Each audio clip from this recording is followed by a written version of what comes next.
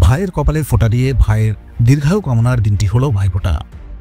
শুধু নিজের পরিবার প্রিয়জনের জন্য দীর্ঘায়ু কামনা নয়, ভাইফোঁটার মতোই গাছকে ফোঁটা দিয়ে গাছ বাঁচানোর সংকল্প নিলেন সংস্থার সদস্যরা। পরিবেশ ও প্রকৃতিকে বাঁচাতে গাছকেও বাঁচিয়ে রাখা প্রয়োজন, আর সেই সচেতনতা তৈরির লক্ষ্যেই এই অভিনব উদ্যোগ গ্রহণ করেছে ইছাপুরের সমাজসেবী সংস্থা সৃষ্টির শহর ইছাপুর। ভাইফোঁটায় যেমন ভাইয়ের দীর্ঘায়ু কামনা করা হয়, ঠিক সেই রকমই গাছকেও নিজের পরিজন মনে করলে গাছ বাঁচানোর উৎসাহ পাবেন মানুষ। আমাদের গ্রুপের যারা বোনেরা আছেন তারা গাছকে ফোঁটা দিতে চাইছে, কারণ হচ্ছে আমরা যেমন ভাইকে ফোঁটা দিয়ে তাদের দীর্ঘায়ু কামনা করি, সেই জন্যই আমাদের গ্রুপের বোনেরা গাছকে ফোঁটা দিয়ে গাছের দীর্ঘায়ু কামনা করা।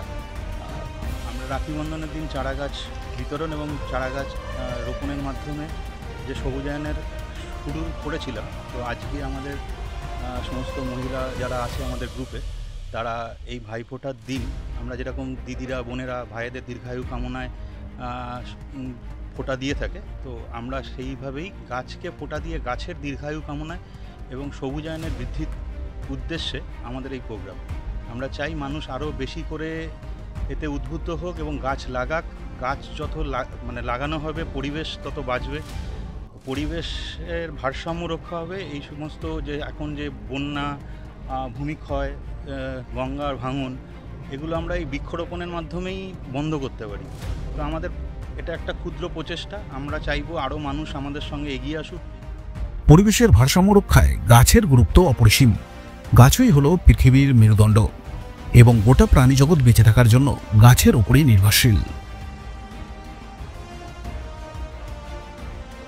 গ্লোবাল ওয়ার্মিং চলছে, যে হারে গাছ কাটা চলছে, সেই একটা সবুজায়নের জন্য আমরা আজকে গাছকে ফোঁটা দিলাম গাছের দীর্ঘায়ু কামনায়। আশা করছি যদি এইভাবে কিছু একটা বার্তা মানুষের কাছে পৌঁছে দিয়ে গাছ কাটাটা একটু বন্ধ করা যায়। অনুষ্ঠান ঠিক নয়, এটা আমাদের একটা প্রয়াস।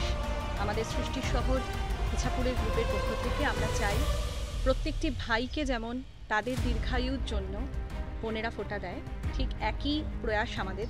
পৃথিবীর যত গাছ আছে তারা ভালো থাকুক, তাদের দীর্ঘায়ু কামনা করি, তাদের জন্য প্রকৃতি বাঁচবে, তাদের প্রকৃতির বাঁচার কারণে কিন্তু আমরা বাঁচব। তো সুতরাং আমার মনে হয় যে আমরা যারা আছি, আমাদের দলের যারা আছে, তাদের সঙ্গে আপনারাও এই ভাবনা চিন্তার প্রতি অগ্রসর হন। এটা আমরা চাইব প্রত্যেকটি গাছকে বাঁচান, কারণ যে হারে গাছ কাটা হচ্ছে এবং যে হারে আমাদের বাঁচার জন্যই কিন্তু গাছ কাটা হচ্ছে, কিন্তু সেই জিনিসটা অন্য রকমভাবে যদি করা যায় তাহলে আমার মনে হয় প্রকৃতি বাঁচবে, আমরা বাঁচব। ইছাপুর থেকে তপন রায়, আজকের সংবাদ।